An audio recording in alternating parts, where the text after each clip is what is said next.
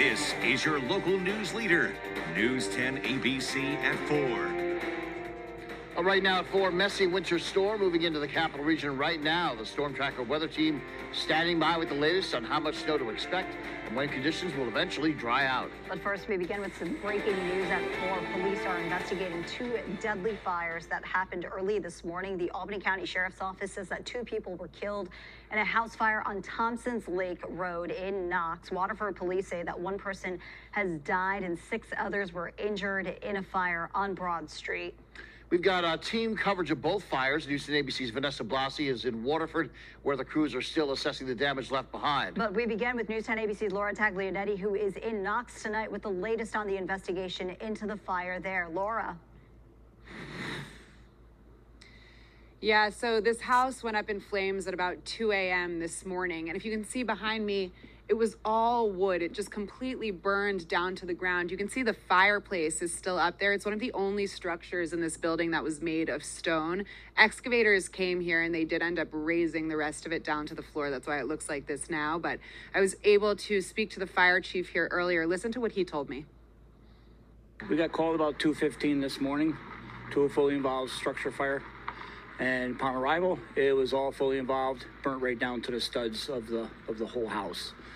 Every side of the house is on fire. In the early hours of Wednesday morning, firefighters arrived to reports of a fire at 1545 Thompson's Lake Road in the town of Knox. It probably was burning maybe a good 15, 20 minutes before we got here, and then it just took right off. Only a small portion of the 2.5-story home now stands amidst the burnt wreckage. We got heavy equipment from the Albany County Sheriff's excavator to start pulling out the heavy stuff to get it out and to knock out the hot spots and try to get everything under control so it wouldn't rekindle.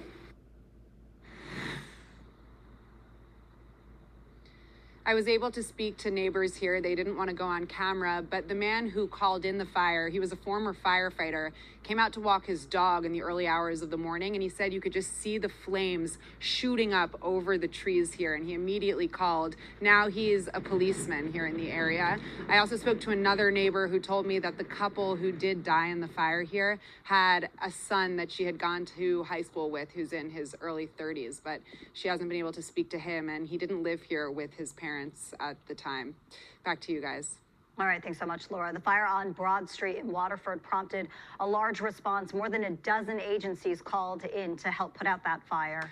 News 10 ABC's Vanessa Blasi joining us live from the scene, showing us what things look like now. Vanessa? John, Trishna, fire crews just left the scene a little while ago, but as you can see, there's still some people behind me finishing up, cleaning up that damage that was on the ground earlier today, and there's still caution tape up right here blocking this side of the street. Fire crews telling us that the cause of this fire and the damage we see here today still under investigation.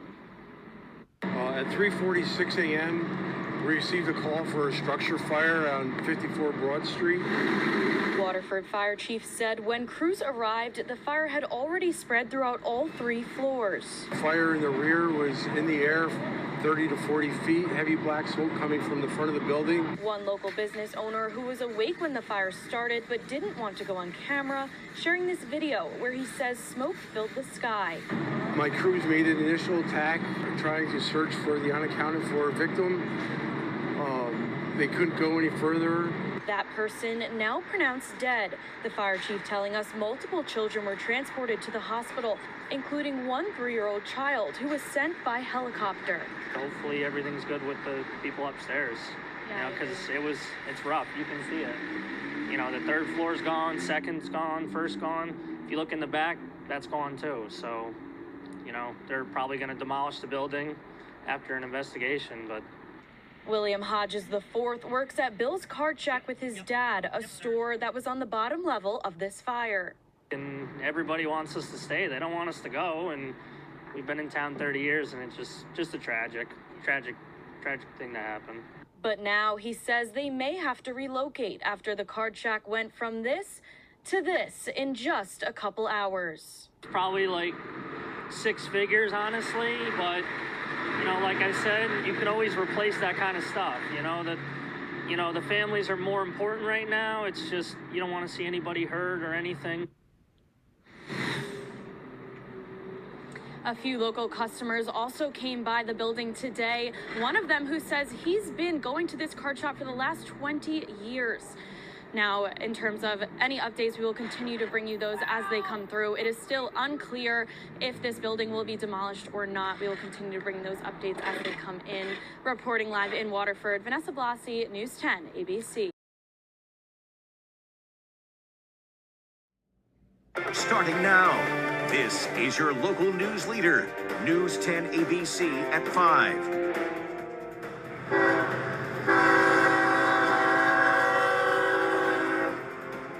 Right now at 5, imagine hearing that sound several times a day. That's what people in Voorheesville have had to deal with for more than a decade. When trains loudly honk those horns as they go through the busy intersection, we'll have an update on the search for a solution. We begin with breaking news at 5. Investigators have released the toxicology report of the pilot who was killed in a plane crash in Colony in June. Colony police say that Natalie Gillis was not impaired by alcohol or drugs at the time of the crash. A preliminary report from the federal investigators found there were no obvious signs of mechanical malfunctions at the time of the crash as well. The plane climbed to 800 feet after taking off from Albany International Airport. It rolled 3 times, then crashed into a wooded area right near the town library. Officials have said it could take months before the final report is released. Stay with News 10 for updates as more information comes in. Happening right now, hundreds of people are without power in Guilderland after a tree came down. This happened on Johnston Road. National Grid says that the tree fell just after 2 o'clock. Multiple traffic lights are out. Drivers reminded, treat those traffic lights as a stop sign.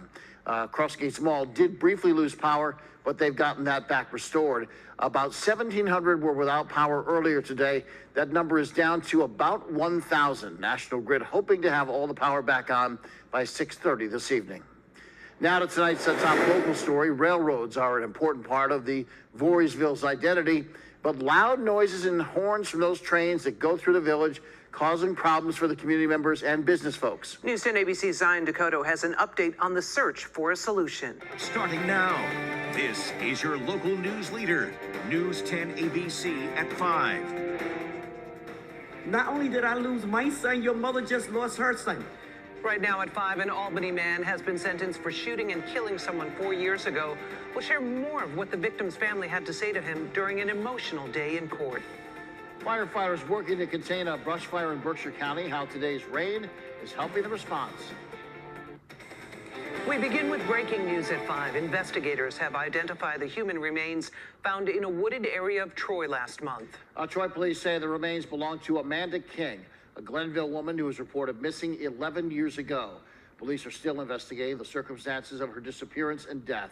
Anyone with information, you're urged to call Troy Police at the number on the screen. The remains were discovered at Burden Pond, near where police conducted a search 2 years ago in connection with the disappearance of Jaliek Rainwalker. Dental comparisons previously showed the remains did not belong to Rainwalker.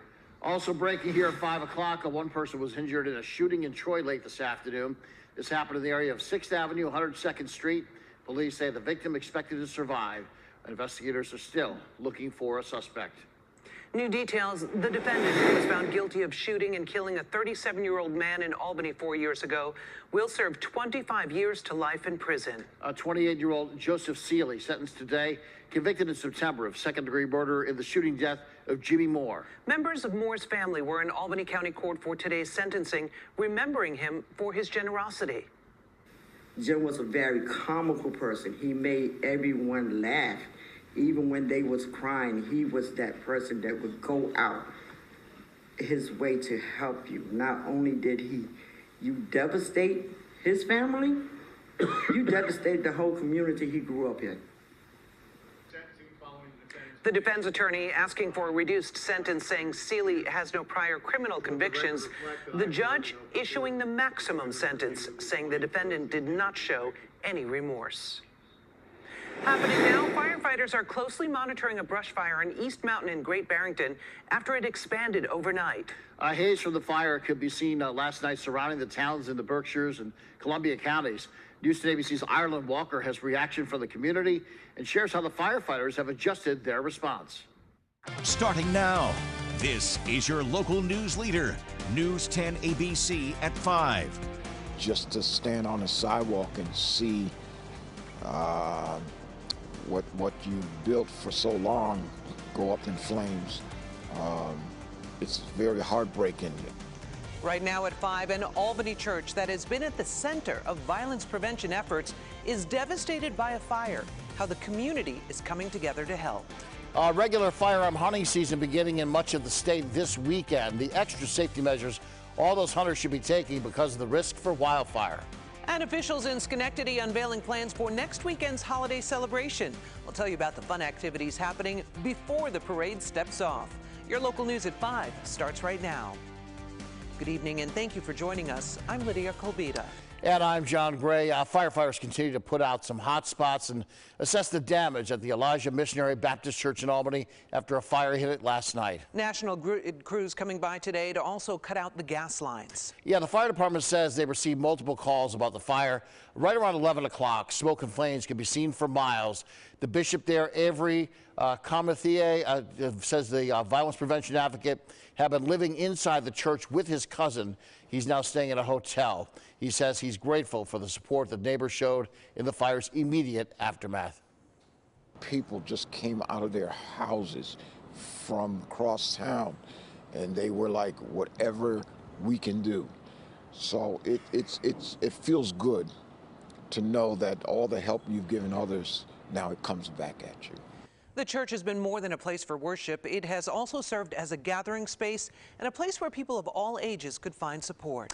News 10 ABC's Laura Taglianetti is live outside the church explaining how the community came together to help out. Laura? Fire crews finally left here at around 4 o'clock, just after 4. That was when they finished putting out some of the final hot spots from that fire. And we've been out here all day. The outpouring of support from the community has been staggering. People have been coming down with their children. We saw even more came down after school today to support Avery and his congregation. We were able to speak to some of the people that came down. Take a listen. It was a beautiful church, beautiful edifice. I kept everything intact. Bishop Avery Comethier bought the building here on 2nd Avenue in Albany 6 years ago as a home for the Elijah Missionary Church, or the South End Church. It was so beautiful. It was so big and so beautiful. I have the NBA Jam. I have the cars where you can sit down and drive in, things like that. And I do it because I care about kids. Today, the facade of the building here still stands, the stained glass windows shattered, and behind, a charred carcass of what once was a sanctuary for many in the community. When I first came to church here, I sat in the back of the church, against the wall in the corner. Particular Sunday morning, I stood up because now I've got my mind made up that I want to be a part of this church. When you find a place that you love, it's great, and it's sad to see this. The bishop told me he's been overwhelmed by the outpouring of support from the community. Christianity is not about buildings, but about people. Father David McCuick of the Cathedral of the Immaculate Conception has been working since this morning to find a place for the congregation from the South End Church to continue to worship. These buildings hold for us a lot of memory, nostalgia, prayer, major life events, birth, marriage, death, happen within these buildings as we worship our God. So it's more than just a building. It has to be very painful for him and his community. And it's not just Christians who've come together to help Avery and his congregation. My community here, Congregation Beth Emeth, our hearts are broken with you, and our hearts are with you as you begin to heal. I know that we will stand alongside you in whatever way you need us to be there for.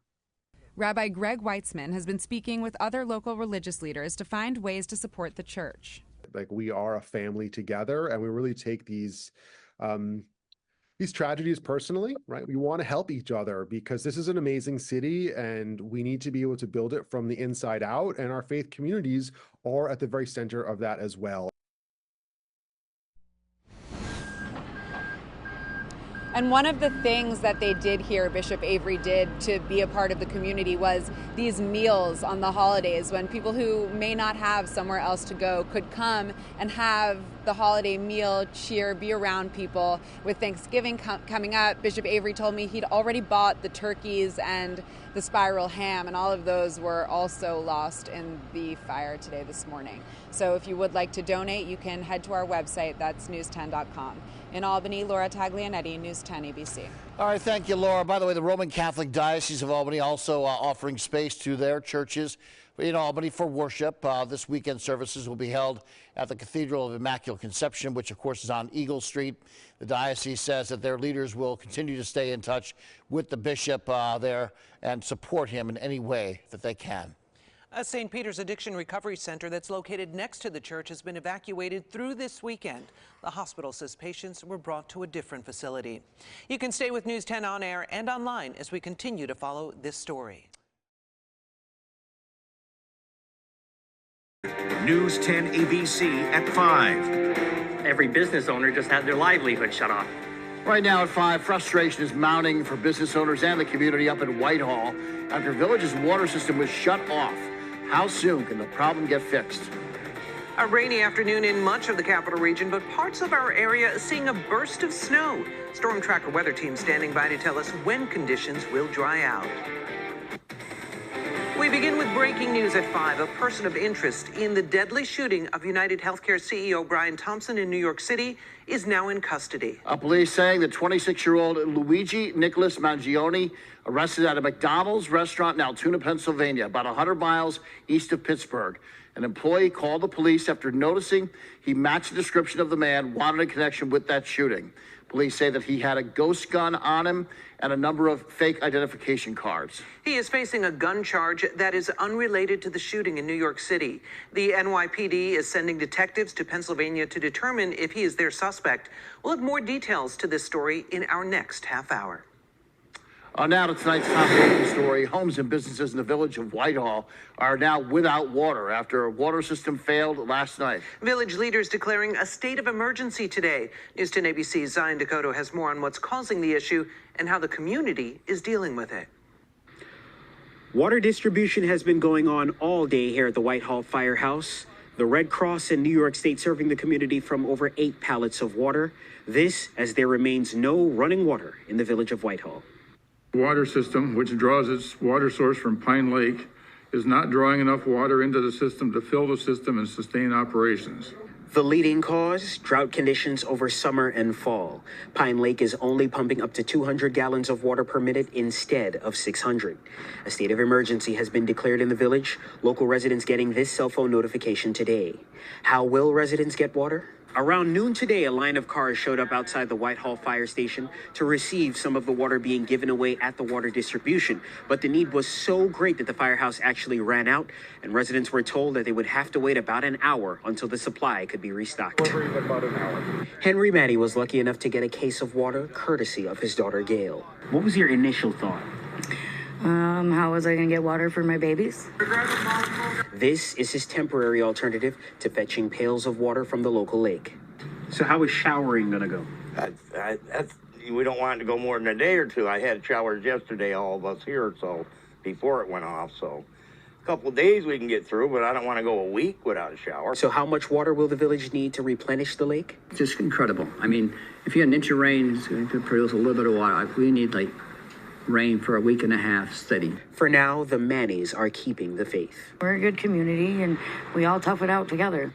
The mayor says that a temporary solution could be to tap into a local water line which could keep water flowing in Whitehall for at least 3 months. But beyond that, they may have to explore shipping water into the community. Reporting in Whitehall, Zion Dakota, News 10, ABC. Thank you, Zion. Again, a footnote here. Village leaders saying bottled water will be available till 8 o'clock tonight.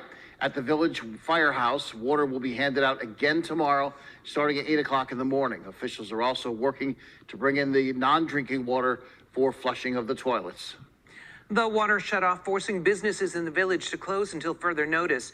Business owners had already been facing restrictions because of the low water levels. School district has been using disposable dishes in the cafeteria to limit water use from dishwashers.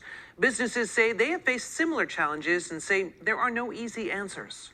It's really hard to think about what's going to happen in the future. I really don't know. And I say my biggest concern is for not just here, employees at other businesses. If you need anything, you have to go to Glens Falls, you have to go to Rutland, you have to go to Ticonderoga. You know, it's a half an hour pretty much from anything. Now to be without water, that's another thing. Business owners are hoping local leaders can come up with a permanent solution to prevent similar issues in the future. The water shutoff also impacted the village's school district. Classes had to be canceled today. The district says there will be modified instruction tomorrow. What does that mean? Well, classes will not be held in person tomorrow, but teachers will be posting assignments to the students to complete online. The high school will be open tomorrow morning starting at 7:30 a.m. That's so students can get in there and pick up items left behind in their lockers. The district says that the situation could change, and they encourage families to check with the district website for updates. Tonight's senior winter concert at the high school sadly also had to be postponed. Stay with News 10 on the air and online for updates on this important story and others. News10.com. A firehouse in Albany was hit by gunfire early this morning. Albany police say the fire department's Engine 9 headquarters on Delaware Avenue had one of their windows shattered. Police say no one was hurt, and they do not believe the firehouse was the intended target. Investigators are still looking for a suspect. Human remains were discovered in Hudson this morning. Hudson police saying the remains were found by a survey crew in a wooded area on Mill Street. Local and state police working to identify who this person was. We have a crew at the scene working to learn more about this. Stay with News 10 again on the air and online for updates as information becomes available. New details now. A jury has issued a split verdict. The trial against anti-violence activist who was charged in a deadly shooting in Cohoes last year. The Albany County DA's office says Dante Mitchell was found not guilty of second-degree attempted murder, but he was convicted of second-degree criminal possession of a weapon. The jury started deliberating late Friday afternoon, delivering their verdict late this morning. Mitchell was charged with the shooting death of Shair Leggett. Mitchell's defense attorney said during closing arguments last week that he was defending himself and someone else from a gang member who had surrounded him. Prosecutors argued that Mitchell did fire a gun multiple times as the gang members were running away. He's scheduled to be sentenced for the charge he was convicted on in February. A former Rensselaer County Board of Elections commissioner who pleaded guilty to voter fraud will avoid prison time. Jason Schofield was sentenced this morning to 1-year probation. He must also pay $3,200 in fines and special assessment fees. Schofield admitted last January to using the names and birthdays of voters to fraudulently apply for absentee ballots in the 2021 elections. 3 other county officials charged in connection with the scheme were found not guilty in September after a jury trial. The Albany City School District mourning the loss of a 12-year-old boy who died after falling through the ice at Washington Park Lake Saturday afternoon. Police say an 11-year-old girl who was rescued from the lake, she remains hospitalized in critical condition. The victims have not been identified publicly because of their ages. Investigators believe that the boy tried to walk across the ice and the girl then tried to rescue him when he went through. The school district is providing counseling services to the other students and staff today. A reminder that if you or somebody you know is in crisis, free confidential help always available by calling 988 or texting 741-741. And again, the ice right now is not safe. Happening now, loved ones and family members are coming together, honoring the life of a World War II hero. The wake is being held for Sir Kenneth Bailey, passed away last Sunday at the age of 102. He grew up in Delmar. He was drafted into the Army in 1942, serving in a number of key battles. In fact, he landed on Utah Beach 6 days after D-Day. He also fought in the Battle of the Bulge. He has received numerous awards from the U.S. government, New York State, and the French government for his bravery. That's why he's a sir. Calling hours take place until 7 o'clock tonight at the Appleby Funeral Home in Delmar. His funeral will be held tomorrow morning. Now we want to take a quick look at the Storm Tracker forecast as we start the work week with rain and snow. Yeah, it was really kind of a miserable day, Rob. Yeah, not the nicest way that you want to kick off a new work week. No doubt about that. Temperatures mainly in the 30s with a steady rain all afternoon long across the capital region. Rise tomorrow night. We could be well into the 50s on Wednesday. But how long does that warmth last? I'll let you know. We'll look at that full Storm Tracker 7-day forecast coming up in just a little bit. Lydia? We'll see you soon. Thank you, Rob. More local school districts have added restrictions on student cell phone use this year. Some educators say that the state needs to take action the measures that they would like to see. Today marks 4 years since a longtime community activist passed away. How local leaders are making sure his contributions are not forgotten.